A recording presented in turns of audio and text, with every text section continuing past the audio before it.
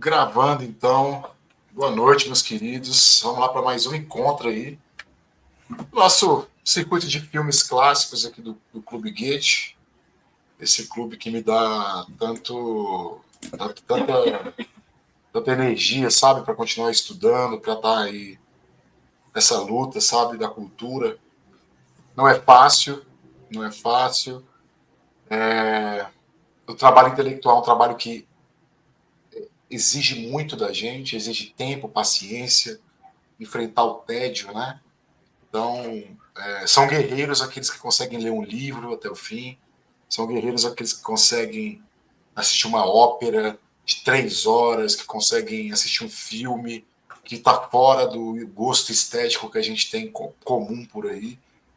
Então, todos vocês, né, são guerreiros da cultura aí, e estão lutando com certeza para ter aí um melhor desenvolvimento intelectual, mais cultura, né? Conseguir enxergar a realidade de maneira mais completa, né? Então eu fico muito feliz de estar aqui com vocês, tá? Vamos lá, hoje aqui estamos com Deus e o Diabo na Terra do Sol, um filme do Glauber Rocha, um filme de 64, né? Então percebam aí a data simbólica, né? Quanto que é pesada essa data de 64 para a história brasileira, né? E um filme aí que faz parte aí do panteão do cinema brasileiro. Podemos até falar do cinema mundial, né? Um filme que se torna clássico pelos seus desdobramentos universais, pelos pontos que toca, pelas polêmicas, pela temática que parece ser muito local, mas ela é universal quando a gente para pensar, né? Então, é um filme que é necessária nessa nossa caminhada aí na formação que a gente está tentando desenvolver, né, ao longo desses anos aí. Independente da idade que você tenha, é um livro fundamental para você estar bem posicionado intelectualmente, né?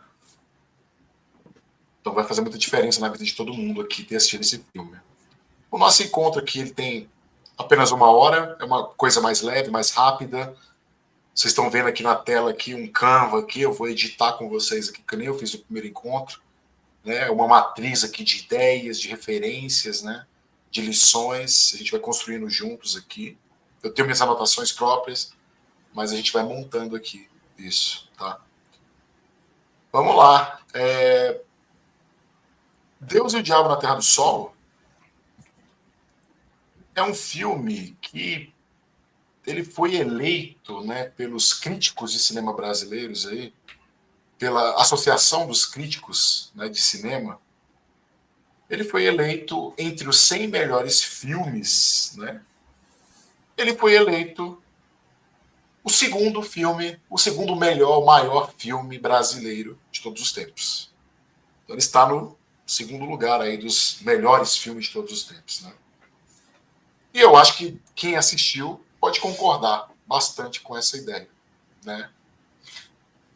Os filmes do Glauber Rocha são filmes que têm uma função social muito clara, mas não perde, né, no seu diálogo com as estéticas que estavam acontecendo no mundo do cinema, né? Da Nouvelle Vague na França, né? Desse cinema mais experimental, dessa coisa concreta criada ali no mundo, na rua, né?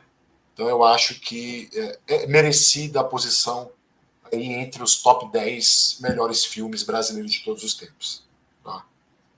E a só a título de curiosidade, Terra em Transe, que é um outro clássico do Glauber Rocha, ficou em quinto lugar. Né? Em primeiro ficou Então, qual? em primeiro ficou Limite, do Mário Peixoto, que é um filme de 31, um filme bem antigo mesmo. Né? Cabe a nós, eu não sei, nunca assisti. Né? Quem sabe a gente pode aí no futuro assistir esse filme também. Então é Limite, do Mário Peixoto. Eu nem sei se tem no YouTube, deve ter já, deve estar até com direitos autorais livres já, né? É. Mas é um filme que a gente pode assistir em breve, tá? Quem sabe, né? Temos a eleição dos filmes, então pode ser que apareça aí. Então vamos lá, gente. A primeira pergunta que eu quero fazer a vocês é a seguinte: quem já tinha assistido esse filme antes aí? Quem já tinha assistido? Não tinham, né? Letícia. O Alexandre já tinha assistido esse filme? Também não, né? Foi minha primeira vez também. Não, um dia que passou um tempo que ele ficou passando em alguns cinemas por aqui em Brasília, só que não consegui ver. Mas Não eu já ouvi conseguiu, né? falar bastante dele. Bastante. Ele foi minha primeira vez, né, assistindo esse filme. Ele está sempre por aí nesses circuitos de reexibição de filmes, né? Até mesmo as grandes empresas de cinema estão exibindo esse filme de vez em quando por aí, o Cinemark, né? Naquelas sessões bem matutinas, né? Bem ali matinês, né? E quase ninguém assiste, só quem gosta realmente que vai assistir. E eu espero um dia poder assistir no cinema esse filme, eu nunca assisti, né? Então, assim, que bom, né? Então, percebam que o clube então foi um momento de temos um compromisso, né, de assistir esse filme, né? Então já é um ponto positivo, né? Então vamos lá. Outra pergunta que eu quero fazer a vocês, já para a gente começar a construir aqui esse produto aqui do nosso encontro. Como vocês se sentiram durante o filme? Eu quero sentimentos agora, emoções. O que vocês sentiram aí? Vamos lá, vamos começar a colocar aqui. Vamos botar pelo menos 3 aqui. Acho que foi desconfortável. Foi desconfortável? Então, tá. É diferente do outro que a gente tinha visto, que era bonzinho, né, de ver. Isso é verdade. O contraste, né, com foi bem grande. A felicidade não se compra, né? Um filme natalino, esse né? filme Um filme é muito bonito.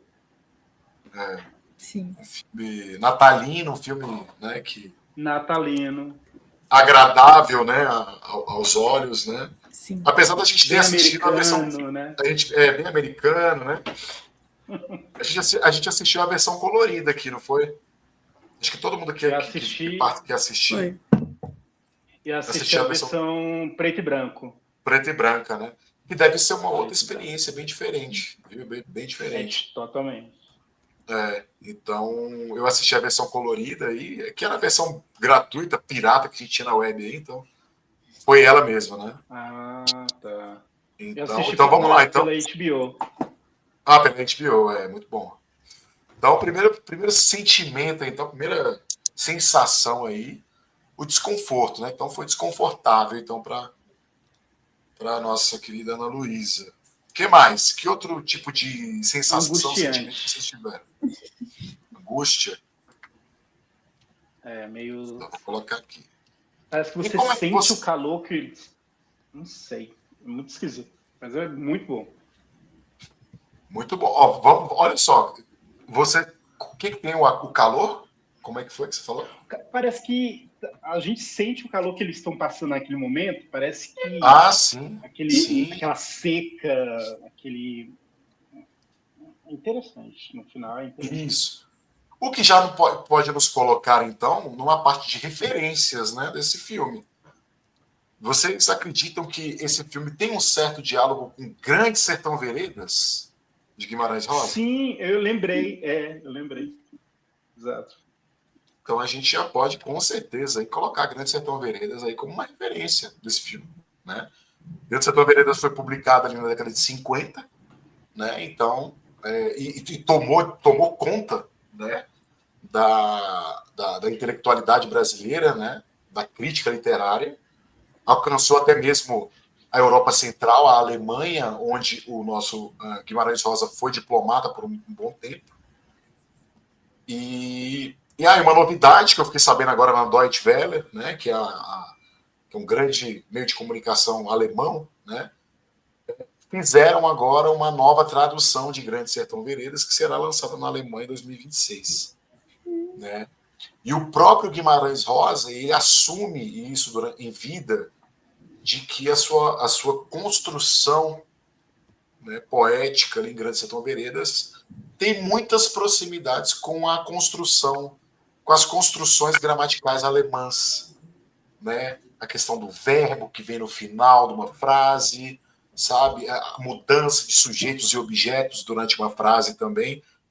Então, Guimarães Rosa, como ele foi um cara que viveu 10 anos na Alemanha como diplomata, e ele tinha uma familiaridade com o alemão, ele disse isso, de que a língua alemã talvez seria a melhor língua a lidar com o tratamento de Grande Sertão Veredas. Vejam aí que coisa diferente, né?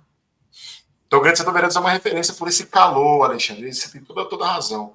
Você sente ali aquela seca mesmo, né? Aquele calor, aquela coisa inóspita, né? Aquela coisa inóspita que está ali no nosso sertão, ali no Agreste, né? Então, essa angústia, né? Essa coisa do desconforto, a Ana também trouxe muito bem isso, é um sentimento muito cristalino que a gente sente, muito desconforto, né? Mais sensações, vamos lá, o que vocês podem trazer? E aí, André, tudo bem? E aí, Bruno, beleza? Cheguei depois. Beleza. Grande André está com a gente sempre nas Muito. óperas, está nos clássicos também, de vez em quando, que ótimo. Hein, Bruno? Eu senti assim, e você estava falando da comparação aí, né, Aham, daquele outro filme que a gente assistiu, A Felicidade Não Se Compra. Nossa, é isso. muito sangue, muito cangaço, muito caramba, muito assim, tudo oposto, assim. E eu falei, cara, eu não quero assistir mais isso, não. Eu comecei a ver sangue, assim, eu falei, ixi. E aí, assim, eu senti muita diferença, tem muita diferença daquele que a gente assistiu para esse. Realmente. Exatamente. Sentimento assim, meu Deus, socorro. Ou seja, a gente pode colocar aqui que uma sensação que você teve foi uma sensação de desespero, né? Olha aí. Sim, sim. Então, desespero é uma sensação, um sentimento que você Uhum, teve durante sim. esse filme, né? E eu concordo com todos esses sentimentos que vocês tiveram aqui, né? Eu colocaria também aqui, é claro, a questão da melancolia. Ele é um filme melancólico, né, gente? Sim, bastante. Eu senti uma melancolia ali, né? Uma tristeza, né? Algo que é um filme arrastado, é um filme que te faz refletir realmente, né? Sim. Mais sentimentos, vamos lá, mais emoções, mais sensações. Pode dizer mais de uma, né? Fique à vontade. Acho que estranheza também, eu não sei, eu nunca tinha visto um filme assim, então foi bem diferente, eu achei estranho. Exato, muito bom. É Então, um outro olhar, né? Sim, isso. É para isso que estamos aqui, amigos. É por isso que nós estamos aqui. Por isso nós estamos aqui, Verdade. para sentir o estranho, né? Eu já Isso, falei isso para André aqui em algumas ocasiões, nos encontros de ópera, né? isso, verdade. Imaginem assistindo ópera o que talvez vocês sentirão de estranheza estética, né?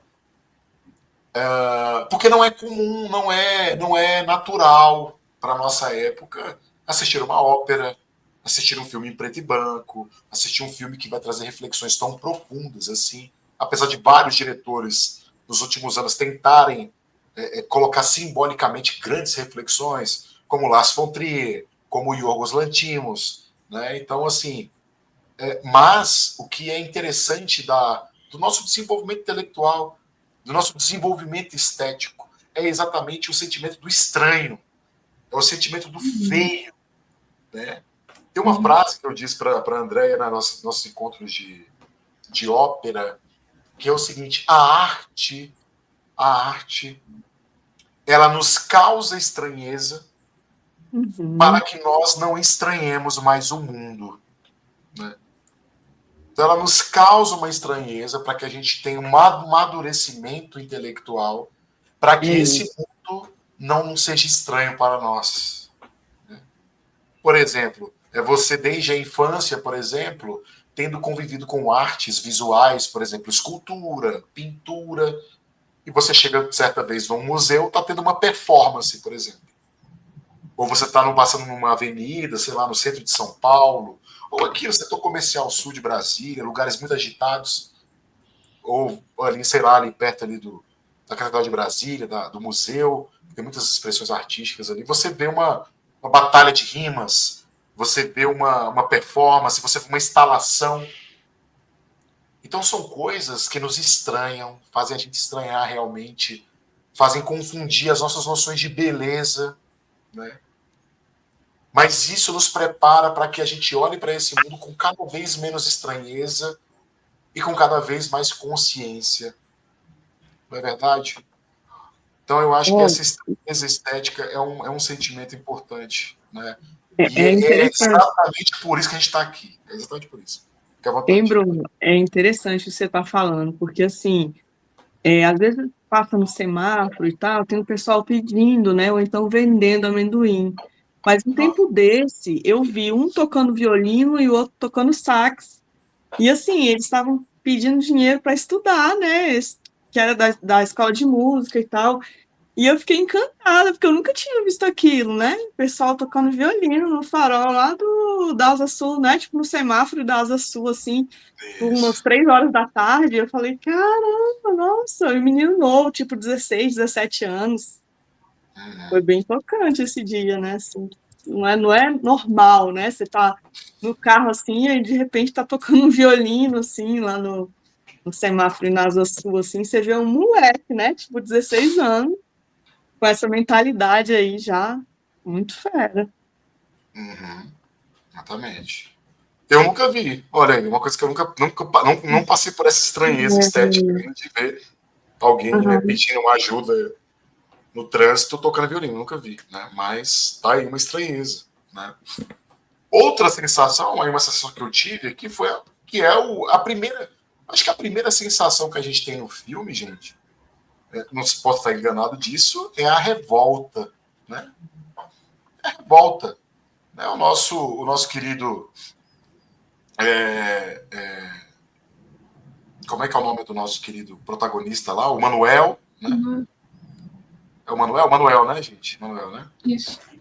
O Manuel, ele começa o filme revoltado, né, com a exploração que ele está sofrendo pelo coronel, né, que está tentando ali tirar o mínimo que ele tem ali, que são ali os boizinhos dele, os animais, algum lucro que ele pode ter naquela venda, né? Então a revolta é uma coisa que faz parte, né, dessas sensações aí que você pode ter no filme, né? Vamos lá, então vamos deixar que já temos aqui um bom número de sensações aqui que o filme nos causa, né? Vamos agora passar para ideias. E aí? Vamos falar de ideias. Que ideias vocês tiveram com o filme? Quando eu falo de ideias aqui, são ideias históricas, são conceitos filosóficos, sociológicos, ideias em geral. Quais ideias, conceitos, fatos vocês podem trazer aqui para a gente compor esse quadro? Vamos lá. Quem começa? Chuta alguma aí, gente. Aqui não tem acerto de religião, né? Fala de fanatismo. Na minha visão, fala um pouco de fanatismo religioso. Assim. Muito bom, muito bom. A gente pode colocar isso aqui, então, que é a questão do fanatismo religioso. A própria tensão política que está tendo, que é a troca da monarquia para a república e eles brigando. Isso, tem todo esse contexto, né, de império versus república, né, que está acontecendo ali. A figura de Antônio Conselheiro, né, trazida à baila algumas vezes, né, misturando-se com a questão do cangaço, né, de Lampião, Maria Bonita, né, então são dois momentos muito críticos, tanto da república como do império, né, então isso é muito interessante. Então a questão essa conflito entre império e república. Então já começamos a trazer oposições aqui, isso é muito interessante. Quem me conhece sabe que eu gosto dessas questões das oposições para entender o todo, né? Mais coisas, vamos lá. Mais ideias, mais conceitos.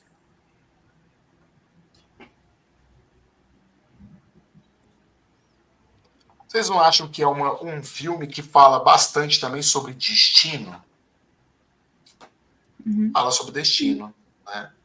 Essa, na verdade, é uma das promessas, né, do Sebastião, né, lá do místico, do religioso, do fanático lá, né?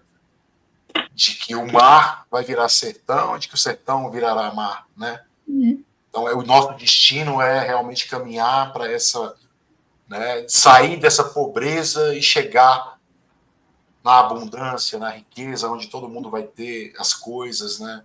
Vai ter acesso às coisas. Então, o destino é isso, né? Ou seja, nós somos os escolhidos, estamos passando por um deserto, por um sertão, mas lá nós vamos chegar nesse mar. Esse nosso sertão, ele vai uma hora ser um mar, né? Então, o destino é isso que move, né? Ao contrário das ideias que a gente pode colocar uma oposição aqui de viver o agora, né? Então, nós temos a questão do destino, está muito relacionada ao quê? Futuro, né? Então, nós temos destino e futuro e temos o agora, né? Lampião, por exemplo, e o Corisco, né, que é um dos sucessores. Desculpa. O Corisco e o Lampião estão lutando para o quê? Contra essa desigualdade, né? Contra essa injustiça dos coronéis ali no sertão. Enquanto que o que está na religião ali, o fanático, está pensando nessa coisa lá na frente. Porém, ao mesmo tempo, para alcançar esse projeto de destino, de futuro, né, de salvação, aí é mais uma ideia, a ideia de salvação. Enquanto eles caminham para esse projeto de salvação, eles vão ali matando o que tiver que matar, roubando, expropriando e fazendo coisas horríveis, como vocês perceberam durante o filme, né? E percebam, né, como cada projeto legitima, né, as suas ambições com argumentos muito plausíveis para quem está por ali, né? Enquanto uns pensam, olha, nós temos que fazer dessa terra um paraíso aqui, agora. Os outros não, prometem esse paraíso lá na frente, né? Essa é, na verdade, a essência, por exemplo, do pensamento do grande filósofo Friedrich Nietzsche, né? Filósofo que nasceu em 44 e morreu em 1900, né? Então, Nietzsche tinha essa questão, né, de olha, a vida acontece aqui agora. É hic et nunc. Aqui e agora. Né? Não tem esse negócio de deixar para depois. Né? Vamos assumir as rédeas da nossa vida do jeito que dá, agora, e viver. O paraíso pode ser aqui. Vivendo o que tiver que viver, com todas as desgraças e felicidades, mas aqui. Não há promessa de uma nova vida. Né? Então, essa aqui é uma oposição que está, com certeza, na nossa obra aqui. A questão de destino, futuro e o agora. Né? Mais ideias, gente? O que vocês acham? Contem para mim. Só para comentar nesse negócio ainda de destino e futuro, principalmente na briga do Lampião com o Sebastião. O Sebastião, tipo, ser contra as armas e querer, tipo, trocar as armas do Lampião por cruzes. E o Lampião falando, não, para você querer mudar, tem que precisar de arma, tem que precisar ir para a luta. Isso. Então, nós temos então uma ideia aqui. Temos então a questão da violência. Aquela cena que o Manuel larga a cruz, né? Porque ele tem que largar a cruz para pegar a arma. Achei bem legal. Cara, esse filme, cada cena assim, daria para ficar aqui uma hora conversando sobre cada cena. Vamos falar a verdade, né? Por isso que é um clássico, né? Por isso que é um clássico, porque ele te provoca o tempo inteiro. Vocês imaginem só, eu escrevi 15 páginas de coisa, né? Assistindo o filme. Então nós temos então aqui, desculpa, eu errei aqui, né? Então nós temos a questão da violência e da paz, vamos botar assim, né? Dos meios violentos e os meios pacíficos, né? Para se construir aí esse futuro, esse presente, vamos dizer assim. Né? E aí já entra uma lição, talvez, para a gente, né? Uma lição de vida aí. A gente não está aqui só para discutir ideias, mas para aprender alguma coisa para a nossa vida, né? Qual a lição que nós podemos tirar aqui? De que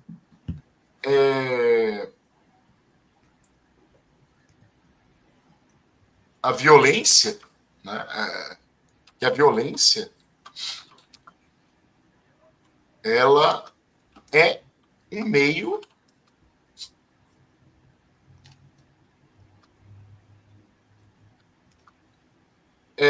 de vida, porém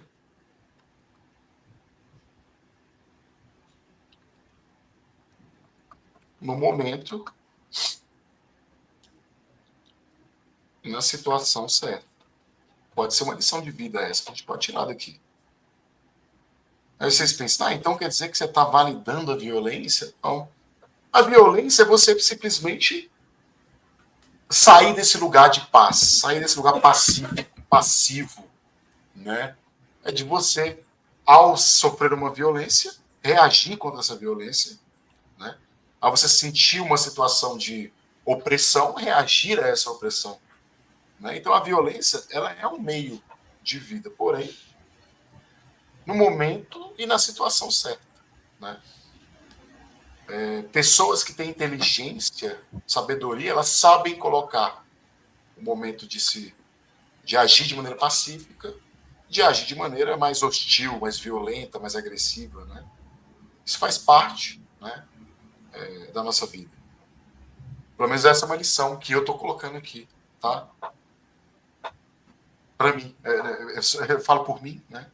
Então essa para mim é uma lição, né, que eu aprendi durante a vida e que eu acho que isso aqui aparece para a gente, né? Ou seja, o nosso querido Manuel, ele teve um momento dele de seguir a violência, teve um momento dele de seguir a paz, e depois ele teve que voltar para a violência, né?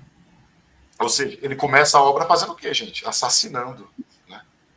Então ele começa ali no momento de fúria, no momento de desequilíbrio, né? Aí, naquele momento, a violência não era algo... Ele poderia se impor, né? Mas agir daquela maneira, né? A obra começa com uma cena de violência, né? E logo depois ele tenta buscar uma redenção com o nosso Sebastião e depois ele acaba sendo levado de maneira, né, involuntária para a guerra junto com os cangaceiros, né? Então, violência e paz é mais uma temática de ideias que nós temos aqui. Mais alguma? A parte de religião contra, tipo, o próprio homem, até que tanto do discurso do Antônio da Morte quanto a música no final, que não, a terra não é de Deus nem do diabo, é a terra dos homens, que eles fazem o que eles querem. Muito bom. Muito bom. Então a gente pode colocar isso aqui.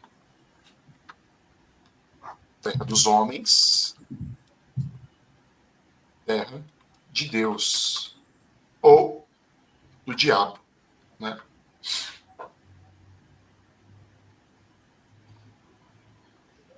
E isso que é interessante, essa é uma tensão que está durante todo o filme, que é a seguinte, né? Que é a seguinte. Eles estão ali no sertão, numa miséria, a esperança quase não existe, né? Só que é aquela, como eles não têm nada, não têm terra, não têm bens, não têm futuro, não têm esperança, eles acreditam que tudo isso está nas mãos de Deus. Deus tem a terra para eles, Deus tem o alimento deles, ou o diabo tem, né? Ou Deus tem, ou o diabo tem, né? Então, como eles não têm nada, eles vão colocar isso nas mãos, ou de Deus ou do diabo. Do diabo pode ser o quê? Indo para a violência. Ou o que acontece, por exemplo, em Planeta Veredas mesmo, da história do pacto com o diabo. Não é sobre isso, né? O Grande Sertão Veredas, o pacto fáustico, o pacto ali com o demônio que pode ali favorecer aquela luta de sobrevivência daqueles homens sertanejos ali. Então nós temos aí terra dos homens, terra de Deus, terra do diabo. Já que nós não temos nada, é porque tudo então é de Deus, ou tudo é do diabo, né? Então nós temos aqui um conflito entre, claramente, o indivíduo e o mundo. Ou seja, esse mundo me oprime. Mesmo que eu seja um bom pecuarista, como ele era ali, o Manuel, ele conseguiu ali reunir muitos animais numa situação de extrema né, seca, completamente assim desfavorável para criar aqueles animais. Ele teve que ter suas habilidades para manter aqueles animais vivos, né, e levar aqueles animais para vender e tal. Isso é uma coisa de muito trabalho, né? Porém, o mundo não é justo. O mundo não vai corresponder à sua habilidade, né? Então, uma lição pode ser uma lição de vida, né? Pode ser mais uma lição de vida que a gente pode colocar aqui, né? Nem sempre suas habilidades e seus méritos serão reconhecidos. Quem aqui já não passou por isso? Quem aqui já não falou, poxa, eu sou tão bom numa coisa, eu sou uma pessoa que eu posso ajudar tanto assim, eu sinto que eu tenho talento para tal coisa, mas eu não sou reconhecido. Parece que o mundo conspira contra eu viver esse tipo de coisa na minha vida, eu fazer isso, eu falar isso. Então, talvez seja uma lição para a gente que o nosso Manuel coloca aí. Olha, nem sempre essa habilidade, esse mérito que você teve será correspondido no mundo, né? Vamos lá, mais ideias. Preciso de mais ideias. Vocês sentiram que a nossa querida Rosa, né, que é a companheira do Manuel ali, era uma mulher bastante racional, pé no chão? Vocês sentiram isso? Eu acho que não tem como duvidar disso, né? A grande briga durante toda a obra entre os dois é isso. A Rosa meio que tem que afastar o Manuel desse tipo de aventura mística. Ele fala, né, no final, que ele sempre foi contra a vontade dela. Isso. Agora é ela que decide. Não tem um filho, vai ajeitar tudo. Exato. Então, olha só que coisa interessante, né? É uma obra que coloca a figura do homem, que ela é tradicionalmente colocada como a figura do racional, do pragmático, né? E realista, pé no chão, etc., né? Esses tipos de ideias gerais que nós temos aí no mundo, né? E a mulher é colocada como a emocional, a mística, a que é ligada à intuição, né?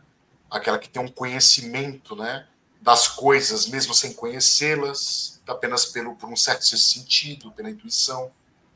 Então nós temos uma inversão aqui, né, de qualidades, né, de qualificadoras aqui desse casal protagonista da obra, né? Então nós temos aqui um homem, né, mais místico, podemos colocar assim, ou um homem mais, na verdade, mais metafísico, e uma mulher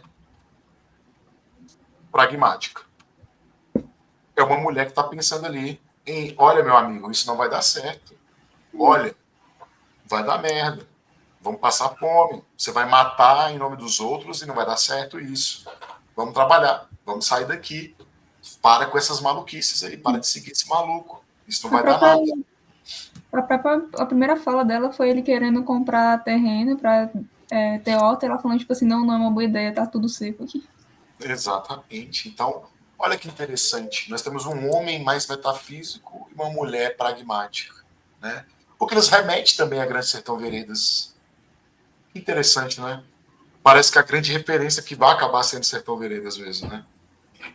Em Grande Sertão Veredas, o nosso Diadorim, o nosso Riobaldo, quer dizer, o Riobaldo, ele é um homem muito ligado a questões metafísicas, né? O próprio Guimarães Rosa coloca isso nas suas entrevistas, né, à TV alemã, ali na década de 60, ele coloca, olha, apesar de Grande Sertão Veredas ter um fundo real, telúrico, ligado à terra, ligado aos desafios que a vida no sertão traz, mas o nosso Riobaldo, ele é um homem metafísico, ele é um homem ligado às grandes preocupações da humanidade, a tentar entender as ideias de justiça, de bem, de mal, de Deus e do diabo, né? Ele quer entender, né? Para ele, aquela vida apenas pragmática do pão, pão, queijo, queijo, do que comer amanhã no almoço, essas coisas são muito pequenas para o nosso Riobaldo, né? E ele termina a obra de maneira magnífica, né? Então, assim, de um homem que vai depois tentar estudar e se desenvolver na cidade grande, né? Então, isso é muito interessante, essa ligação entre Grande Sertão Veredas e o nosso casal aqui, tá? Não podia passar batido isso daí. Outra coisa interessante, gente, é a questão das leis. As leis. O que a gente percebe ali? Que nós temos a violência como um grande poder envolvido ali. Tanto uma violência que vem do Estado, do governo, como também uma violência que vem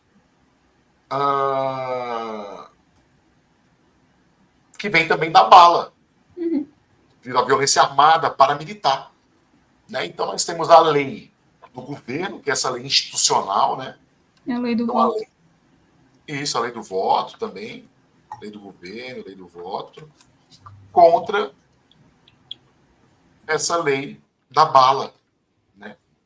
Então, assim, não interessa se você elegeu fulano de tal. O fulano de tal vai acabar servindo ali aos interesses daqueles coronéis que o ajudaram a eleger e etc, né? Então, coisa muito parecida, que a gente vê lá em Grande Sertão Veredas também, para quem já teve a oportunidade de ler, é claro, né? E para quem não teve, já fica aí já um motivo, né, para ler, talvez, né? Essa conexão aí com Deus e o Diabo na Terra do Sol, tá? Vamos lá, mais uma ideia. Digam para mim. Alguma ideia, algum conceito?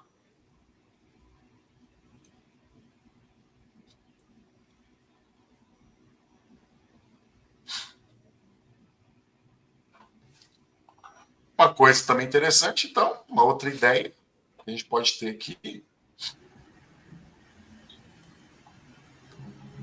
é essa oposição entre Deus e o diabo, né? Deus e o diabo, gente. E o que seria servir a Deus? Ao que tudo indica na obra, servir a Deus é servir aos pobres, é servir aqueles que estão sofrendo, aos oprimidos, né? Enquanto servir ali ao diabo seria servir aqueles interesses que são de poucos, dos ricos, dos grandes proprietários de terra, né? Então, ao longo da obra, o nosso Manuel ele vai servindo a Deus e ao diabo naquela terra do sol, né? Uma hora Deus está mandando, depois outra hora o diabo, e ele tem que ficar nessa coisa, né? É legal como fica invertendo também, que ao mesmo tempo, tipo, Deus seria, tipo, Sebastião, mas chamam Sebastião de demônio, só que a igreja também tá ajudando Antônio das Mortes, aí fica... Isso. E eu acho que tem também uma coisa de Salvador, né? Porque você vê que Sebastião acha que ele é o Salvador, mas aquele cangaceiro que eu não lembro o nome também acha. Ele fala, eu preciso ficar aqui para acabar... Como é que ele fala? Tipo, para acabar com o que é ruim. Fome, né? Eu preciso. E ele fala que, tipo, tem que ser ele. Exato. Então percebam que todo mundo tem uma justificativa. Isso é coisa do ser humano, né, gente? É coisa do ser humano. Né? O que Aristóteles ensina pra gente? Ele fala, olha, o homem ele é um ser racional. Mas o que seria ser um ser racional? É apenas pensar por meio da lógica? Será que isso seria ser racional? O Aristóteles ele fala que pode ser por aí. Entender o que é ser racional, né? Mas ser racional, no fundo, lá no fundo das coisas, ser racional é buscar o motivo das coisas. O motivo. Isso que é um ser racional. Ele quer saber a causa das coisas. Ele quer entender a justificativa para as coisas. E é claro, para você entender as causas e os efeitos, os motivos das coisas, você tem que pensar de maneira mais lógica. E aí o Aristóteles vai fazer a sua proposta dedutiva da lógica, né, partindo de preceitos universais, gerais, para preceitos mais específicos, né, para a conclusão do silogismo. Mas é isso, o ser humano ele quer uma fundamentação, ele quer uma explicação para as coisas. Então, tanto para esses que servem ali, tanto aquele padre, aquele bispo que serve ali a igreja, para ele agir daquela maneira, né, de contratar um matador, né, para lutar contra certos concorrentes daquele poder eclesiástico ali, né, ele tem um motivo, uma causa, uma explicação para ele que fundamenta a ação dele.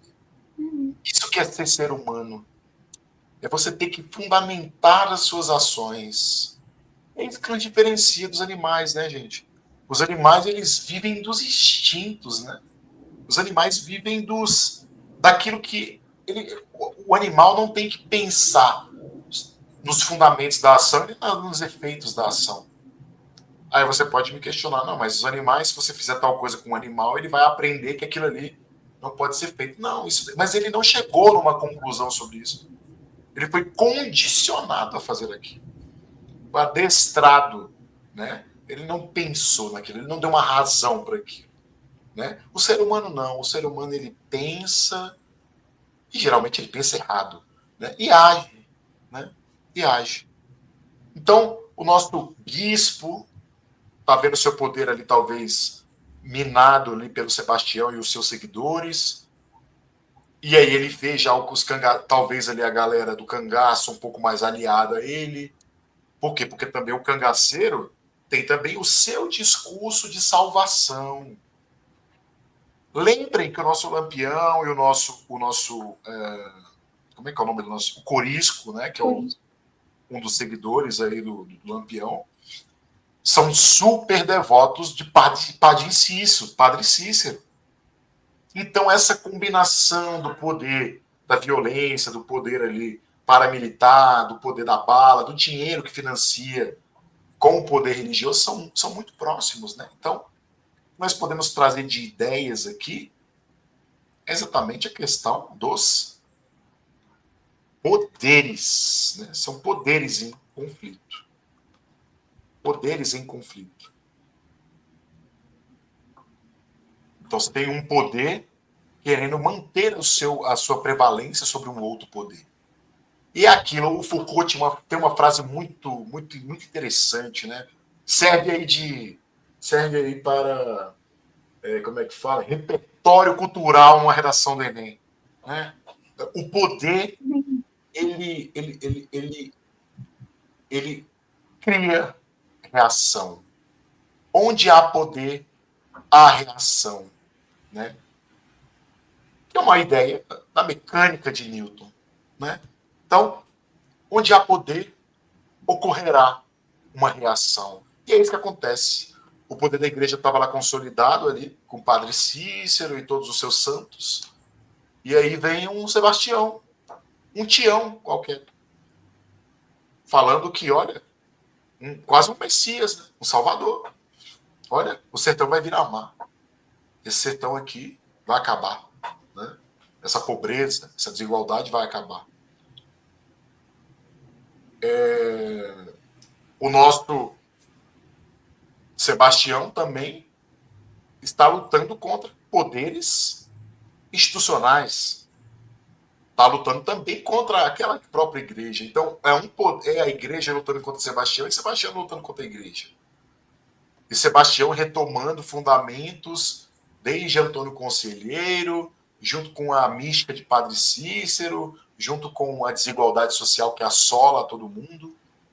Então, os poderes ali estão o tempo todo em conflito e aonde há poder, há reação. Né? Isso é importante da gente colocar.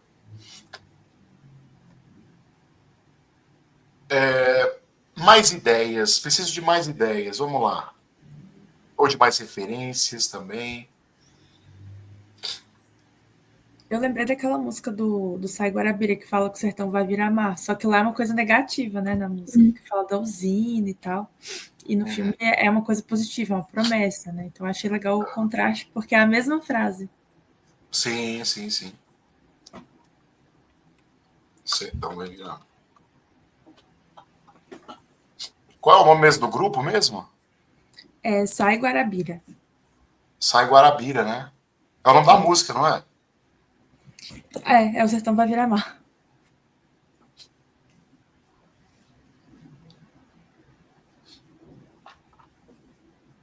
Eu nunca vi essa música. Ah, foi a obra do Paz no meu ano. Ah! Eu entrei na medicina pelo Enem, né? Vamos lá, deixa eu ver aqui.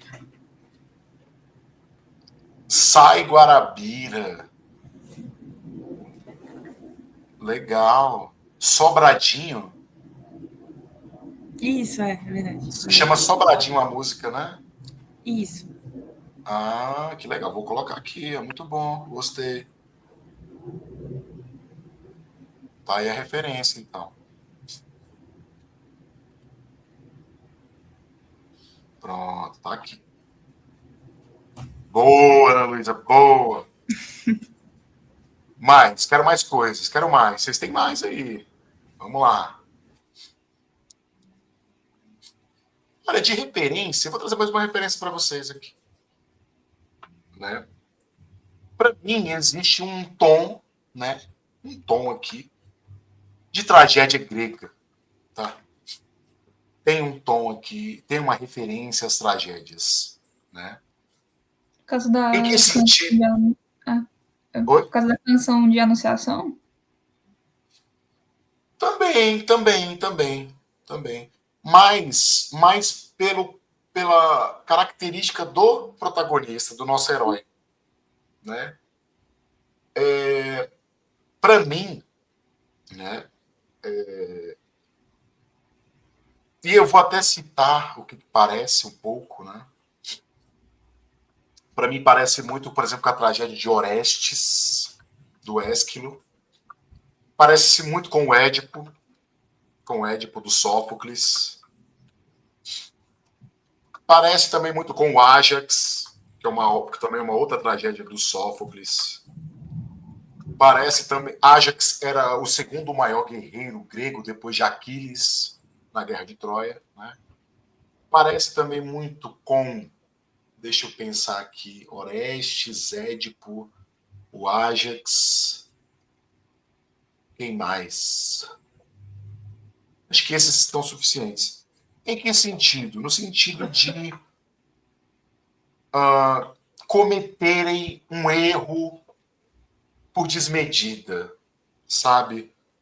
E a partir daquele erro, tentar, de alguma maneira, mesmo que atrapalhada, mesmo que talvez impossível, de corrigir aquele erro. Né? Orestes, por exemplo. Né? Vocês concordam comigo, então, que o nosso querido Manuel, ele no começo da obra, ele assassina lá o empresário lá, o coronel lá.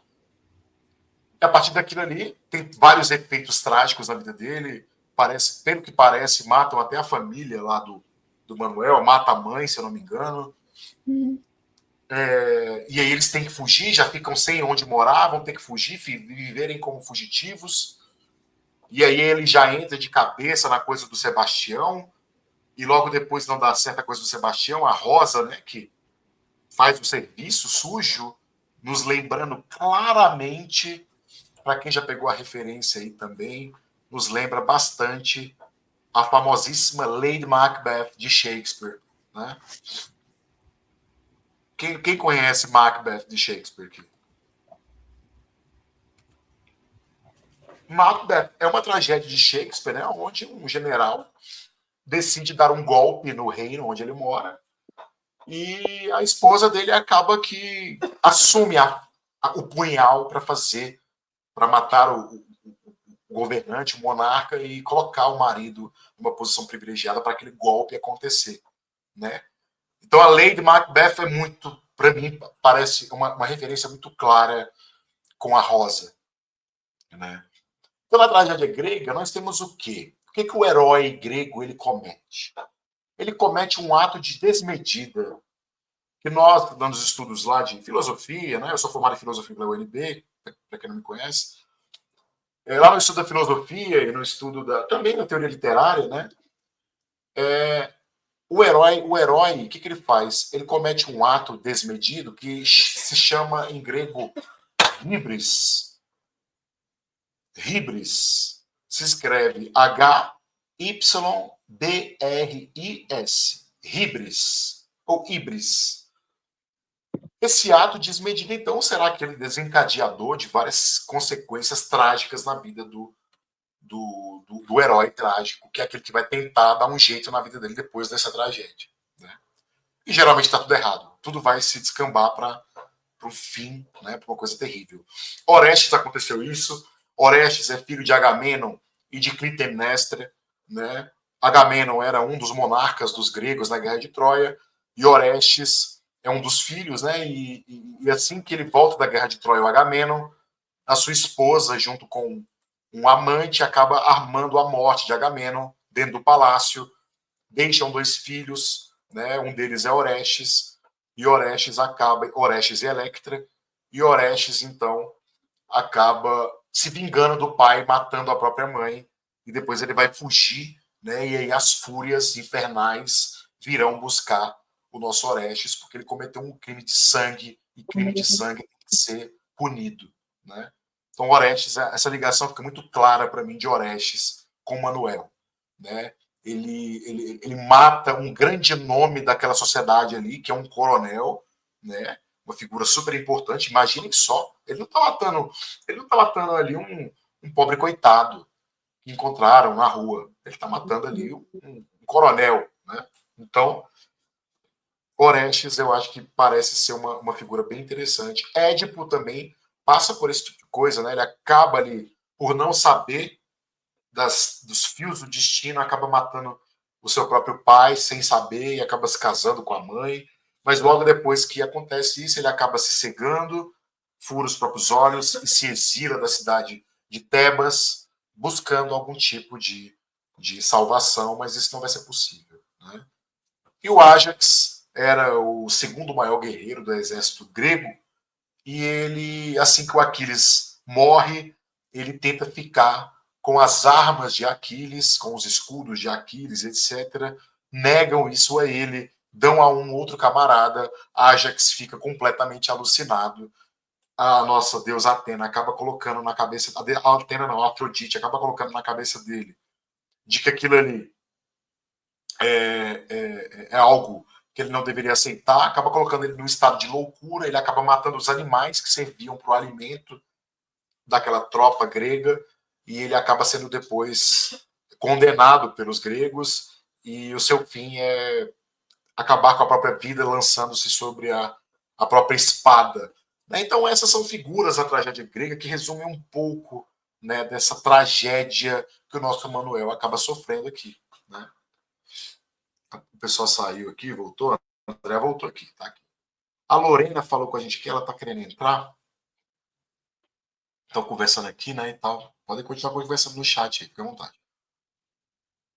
Então vamos lá. Então, para mim, então, acho que essa referência é boa com a tragédia grega.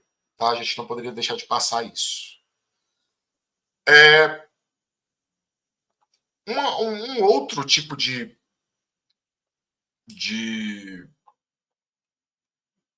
outra sensação que a gente pode ter aqui é a sensação de desesperança, gente. Né? Desesperança. Né? Desesperança. Mais ideias. Quero mais ideias, gente. Mais ideias. Estamos chegando no fim já. Só mais 10 minutinhos.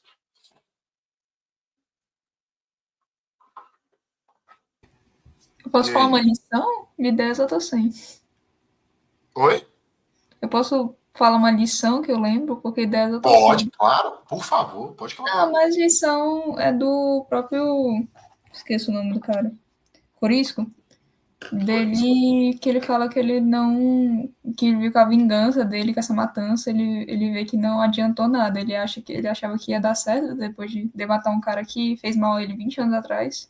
Só que ele vê que não... Que ele já tá morto por dentro desde da morte do ideal dele, que era com o Virgulino. Só que aí agora já... não adianta mais. Essa violência só tá fazendo ele ser um zumbi, praticamente. Boa.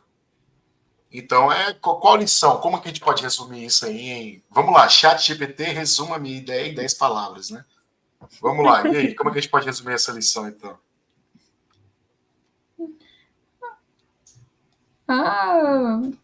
Vingança... A vingança nunca é plena. Eu só fiquei pensando nisso. Ou seja, uma lição que pode ficar para a gente aqui é que nem... Vamos colocar assim, então, ó. Que é uma coisa que está bem em voga ultimamente, as pessoas vêm tratando bastante sobre isso, né? Nem todas as batalhas merecem nossa atenção, né? É isso. Ele meio que tentou... né? Imaginem só, né? Ele tentou o Corisco. Imaginem uma terra, né? Terra do sol, um sol escaldante, não tem esperança, não tem terra para produzir, não tem comida praticamente, não tem água para beber, né? Você acaba tendo que recorrer a artifícios sobre-humanos, sobrenaturais. E aí aparece, sei lá, um virgulino, um cara super poderoso, e que você vê que é um cara que veio do povo e está naquela posição, né, de grande ascensão social e de poder político, de poder de influência. Aquilo ali aparece para a pessoa como um monumento de ser humano. Assim como... então, para o Corisco, o Lampião é essa coisa gigantesca. Assim como para o nosso Manuel, que já não tinha mais nada, o Sebastião aparece como um enviado de Deus para ele naquela terra do sol ali, né? Um milagre, né? Então, um milagre, né? Então a gente pode colocar isso aqui também, André, nas ideias, né? E a ideia que é olha só, gente, olha, isso é profundo, isso é coisa séria. E a questão do trabalho e do milagre. Essa oposição é interessante. Nós vivemos no mundo moderno, nós aqui, homens científicos, mulheres científicas, pessoas que estão muito voltadas para um pensamento científico, pragmático, metodológico, nós estamos muito fundamentando nossa sociedade muito no trabalho. E não no milagre, e não na tradição, e não na mística. Então nós temos uma oposição entre um milagre, que é algo que é... O que é o milagre, gente? É algo pronto. É algo pronto. Algo que já está dado por Deus. O trabalho exige o quê? O empenho, o suor, errar, tentar de novo. E é isso que nos configura enquanto modernos e contemporâneos. A sociologia, a economia, elas nascem, a ciência política, elas nascem no século XIX exatamente para explicar as relações de trabalho, os sistemas de trabalho. O que é a urbanização? Isso nada mais é do que o resultado de uma mudança da divisão social do trabalho. Então, o trabalho para nós modernos, ele tem uma importância essencial, né? Nós não estamos esperando por milagres aqui. Não estamos esperando por milagres. Estamos querendo trabalhar. E essa é a nossa luta, enquanto aí, aqui nós temos aqui estudantes de medicina, aqui, temos a André, que é psicóloga, eu sou trabalhador também, além de estudante. Então, o que nós queremos, nada mais é que é tentar se encaixar no mundo do trabalho. O trabalho tem um caráter central na nossa vida, né? Boa, André, boa. Vamos lá. E, por fim, vamos lá, então, mais uma ideia. Então, aí, essa é a nossa lição aí, resumindo o que a Letícia trouxe. Nem todas as batalhas merecem a nossa atenção. Então, né, talvez, né, o nosso Corisco poderia... É a questão da angústia, né, gente? É a questão da angústia. A angústia é aquele sentimento que a liberdade nos dá de poder escolher várias opções, né? Aquele sentimento de, poxa, será que... né? Se eu tivesse começado a estudar antes, se eu tivesse escolhido esse caminho, se eu tivesse namorado com aquela pessoa, essa que é a angústia, né, de você ficar ali numa situação de escolha se eu puder, a situação de ter que escolher por caminhos diferentes, ela causa angústia. Então a angústia é um produto da nossa liberdade, né? E tanto na própria, acho que não foi quando o Antônio da Morte está falando com o cego Júlio, dele ter feito essa escolha no passado, ele vê que pronto, agora é meu caminho, eternamente, agora você. aquele que vai trazer a guerra e não há mais nada que me redima, não há nada mais que eu possa fazer. Acho que Isso. apesar de ter muita escolha, se você fez uma, você tem que continuar seguindo, né? Exatamente. O que nos traz é uma última ideia do nosso encontro, eu acho, viu, Letícia? Muito bom. Que é a ideia, uma coisa muito clássica na filosofia, para quem tem um pouco assim de conhecimento, né? Que é a discussão sobre necessidade e contingência, né? Como assim? Como assim?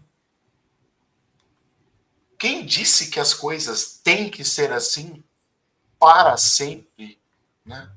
O para sempre, né? Sempre acaba, diz lá a música, né? Então, essa história do quem disse que as coisas têm que ser assim? É a questão da necessidade, né? Então, não é assim, não é porque você escolheu um caminho de vida que esse caminho tem que ser esse caminho para sempre. Porque nós temos o quê? A contingência lá do lado oposto, lá, do outro lado do ringue, vindo para te encher de porrada, né? Então, a contingência, ela enfrenta esse senso de necessidade que nós temos. Esse senso que nós todos já passamos por aqui, nós que já temos mais de 18 anos, de ter que chegar ali nos 16, 17 anos e ter que escolher um caminho que possivelmente você seguirá toda uma vida. Olha a angústia que isso causa. A ideia de que, nossa, se eu escolher errado, a minha vida pode acabar. E não. A vida está só no começo. Eu, por exemplo, eu entrei na medicina com 32 anos. Né? Então, assim, não quer dizer nada. Não quer dizer nada. Então, assim, a contingência da vida, a terra do sol, um Sebastião, um corisco, uma rosa ali no ouvido dele, falando, ó, presta atenção na vida.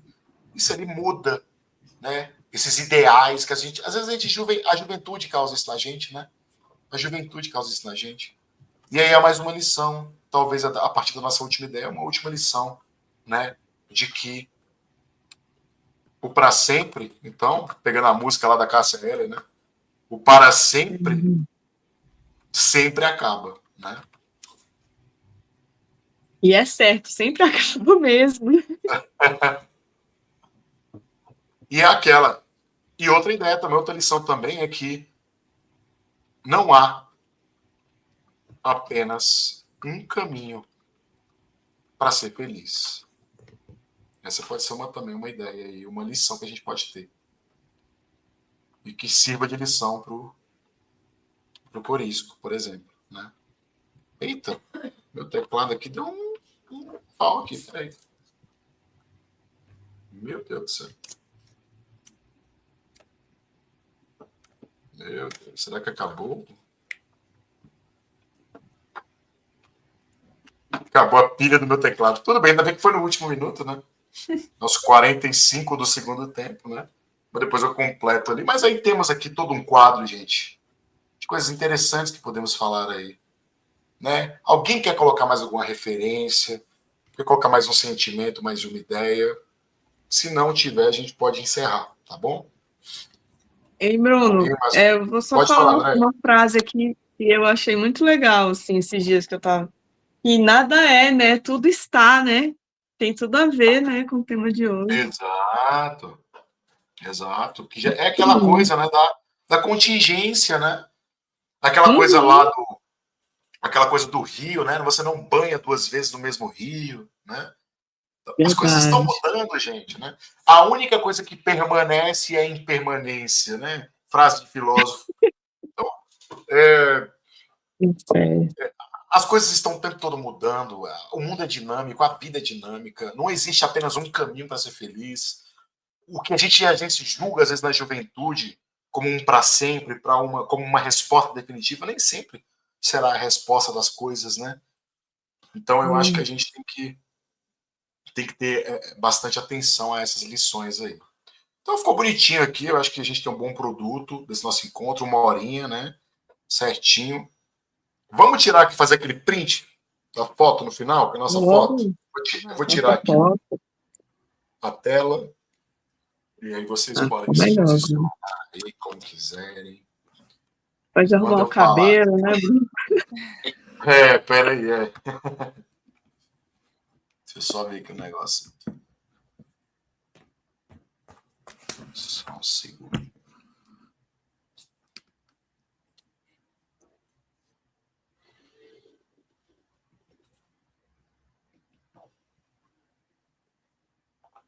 Caramba, o pior é que eu tô com o meu teclado realmente furou.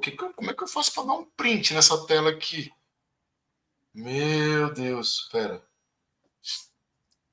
Ferramentas. Acho que tem um negócio que faz isso aqui. Tirou a foto. Tirar a foto da tela? Acho que vai ficar estranho. Pera, vai dar certo. Eita, tem um cachorro ali. Parece... Pareceu um cachorro. Meu Deus. Queria aparecer na foto, Ana. Ué. Vou tentar. Agora saiu. Ela quer ver o que eu tô vendo aqui. Mas até conectava, não tá mais. Deixa eu ver se ela vê. Fica legal tirando do celular também, Bruno. Oi? Conseguir tirar do celular fica legal também. Deixa eu ver então aqui. Deixa eu só abrir o celular para ver se fica bonito. Pera. Tem que ter uma foto, gente. Fica legal do celular. Então tá, pera aí. Deixa eu me posicionar. Vou tirar várias aqui. Olhem para a câmera. Vamos lá. No 3 eu vou tirar, viu? 1, 2, 3. Mais uma. 1, 2, 3. Deixa eu ver como é que ficou. Segui só o olho aberto.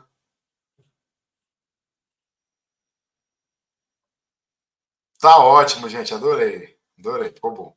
Vou mandar lá, tá bom? Então tá, meninas. Obrigado, Letícia, pela participação aí. Primeira vez, né? Espero que tenha Muito obrigada a gostado. vocês. Foi muito legal. Que bom. Fico feliz. Você é amiga da Ana Luísa? Sim. Ela é minha colega. Que legal. Que bom. Ana Luísa, obrigado mais uma vez, querida, por aparecer aí. Quem esteve aí também apareceu. A Lorena estava no chat, o Alexandre apareceu e saiu também. André, muito obrigado aí, viu, por tudo também, pela companhia, pela fidelidade. É isso, meninas. Obrigado. Muito obrigada. Tchauzinho para vocês. Obrigada. E vou lá falar no YouTube, viu? Até mais. Tchau, tchau. Tchau, até a Até próxima. mais.